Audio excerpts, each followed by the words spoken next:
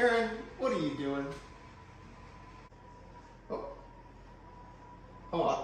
I'm trading my AR-15 because the military said it's not effective anymore.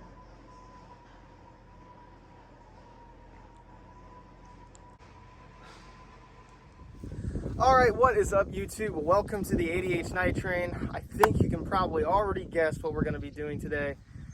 The U.S. military has basically decided, well the Army at that, has decided to get rid of the 5.56, phase it out of the M4A1 and replace it with the new SIG XM5, right? And it's going to be shooting the new 277 Fury, and it's, you know, the next latest and greatest thing.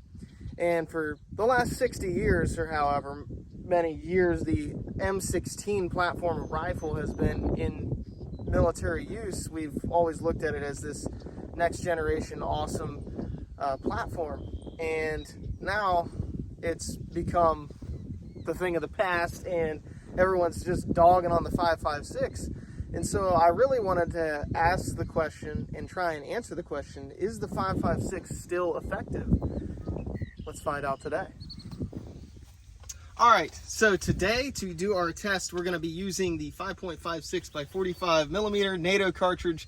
This is loaded by Lake City, and it is the M193, so it has the 55 grain projectile, which is typically used for target practice in the military, because they've transitioned away from this to 62 grain, 77 grain razor core ammunition and M855. But if that's going to be an effective cartridge today, it's going to be able to tell us a lot. The other thing that we have for our test is we have a Wilson Combat AR-15 pistol with an 11.5 inch barrel, and that's 3 inches less than the M4A1, which the MCX is going to be replacing, XM5 is going to be replacing. So if we get some effective results with this or non-effective results with this, it should be able to tell us quite a bit about, okay, what are we seeing here? So from there, how are we going to test lethality? Well, we're going to test lethality using an aqueous object. So a jug of water actually is a pretty good indicator of the transfer of energy to a soft target. So we're going to use that for our test. We're going to be shooting one of these at 100 yards, and then we're going to shoot one at 300 out of an 11.5 inch barrel and see what we can do. But we're also going to do a little bit of an accuracy test as well to see, can we get some shots on target pretty easily with a 5.56 with a little bit of wind out today and not 100% the best conditions. All right, so we have our target set up. We have our aqueous target here that's going to show us our lethality test, and then we have a steel gong behind me that you probably can't see, but you'll be able to see it on the video later. And that's going to be what we use to test accuracy, because we can put multiple shots on it and we can hear it from far away. So we do have our target set up.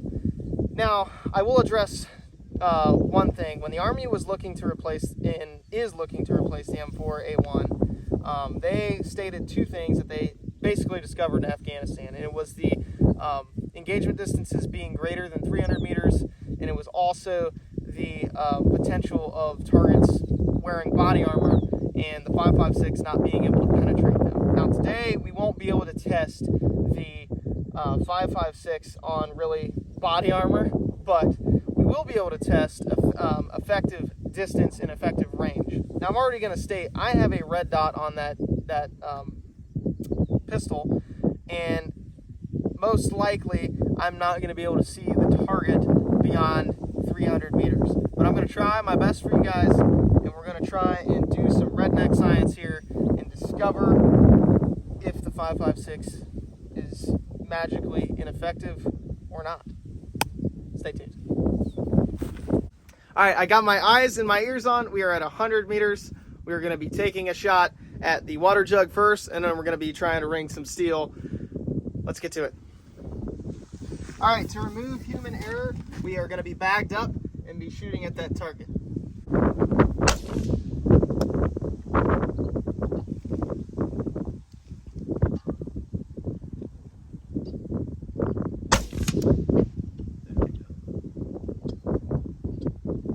All right, now to attempt the steel.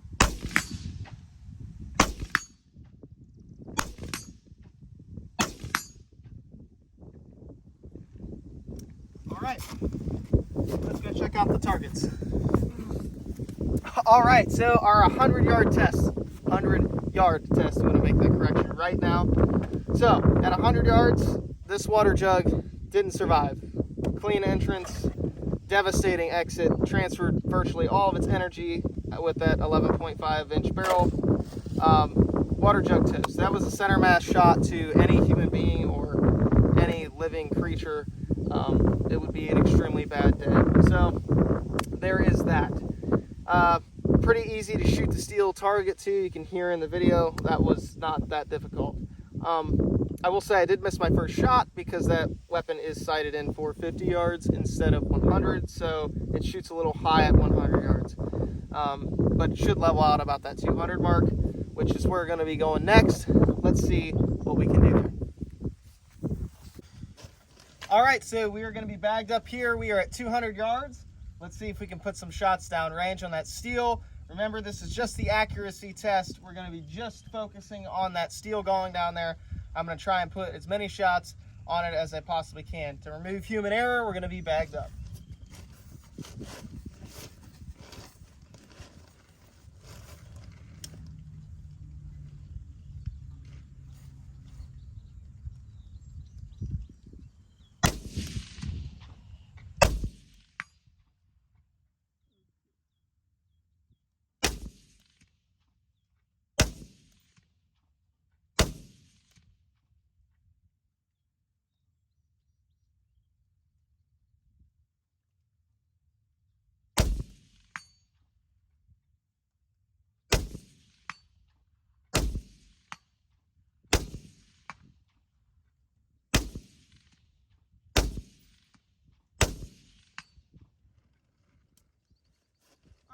As you can see, at 200 yards with the red dot sight, it does become a little tricky, but overall still able to hit the 12-inch gong with relative ease.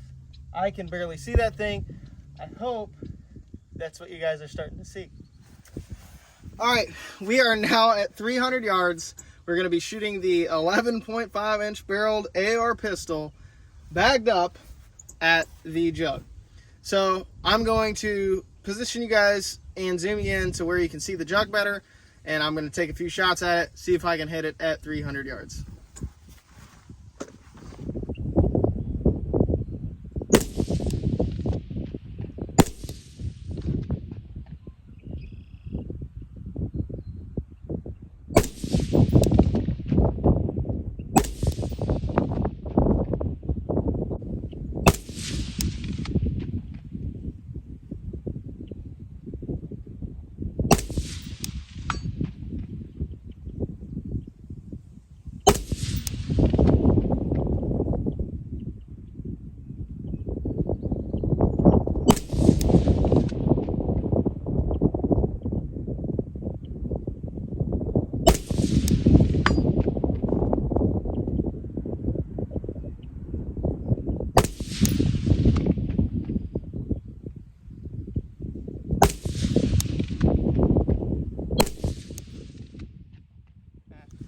All right, I'm gonna go ahead and apologize for the wind, guys. Now, okay, if you watch the video, I noticed that I shot this jug a couple times, and each one was extremely hard to see and tell, but what we can see here is that when I made a center mass shot with the water in it, and it tipped the jug over, it completely tipped it over, and here is your entry hole and here is your exit, and you can see how, yes, it still yawned and split this open, but if you compare this to the jug at 100 yards, it's a lot less. So the bullet was carrying a lot less energy at 300 yards than it was at 100. That said, would this still injure you and terminate the threat at 300 yards? For sure. Nothing would survive. I mean, you're still getting a full pass through with, you know, roughly 6 to 7 inches of water in your way.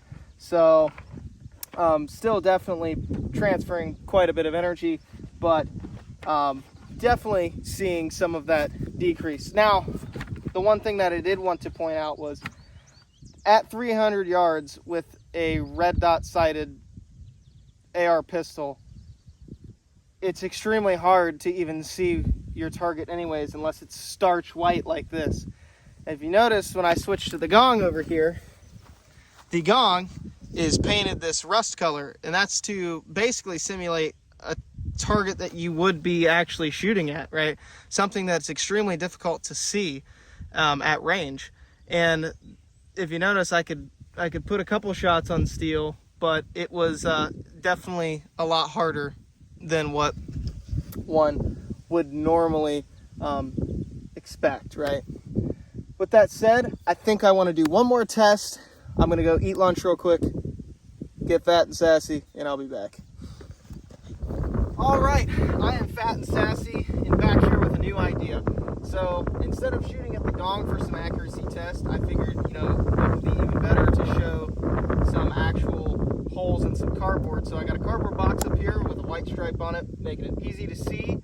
I can step back at 300 yards and try and put as many rounds on target as I can with this 5.56 and see if it actually does become ineffective at that range. We saw lethality. Yes, we did see some differences, but overall at 300 yards, the 5.56 is still lethal. But is it accurate and is it reliable? Alright, excuse the wind, guys, but I am going to go ahead. I got eyes and ears on. I'm going to go ahead and shoot at that box down there. I'm going to probably put at least 15 rounds down range and see what kind of results we get.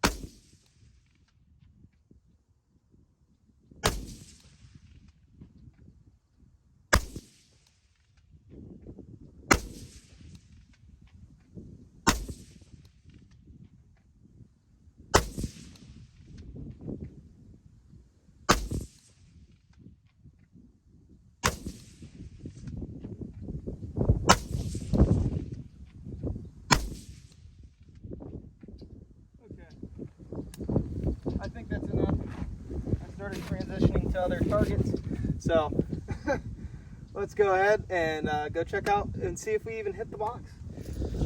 All right, I am sorry guys, please excuse the wind. I have a perk of having a really flat range. I can shoot really long distances. One of the problems is it creates a lot of difficulty for filming because the wind.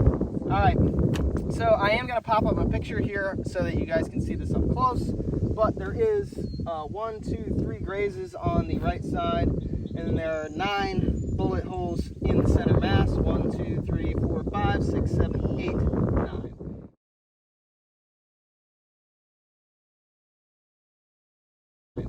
All right, so I'm gonna take that 9 out of 15. That's really not that bad, and 3 off to the right, so technically 12 out of 15. So well, we're probably still in the lethality box. But okay, so let's talk about this a little bit more. I was aiming here about right here to right here the entire time, and all my shots were below where I was aiming, so I have probably at least a foot of drop. So what does that mean? Sorry guys, I changed the camera angle up here a little bit to try and escape some of this wind. We're not going to escape it fully, but we can try our best to mitigate it, right?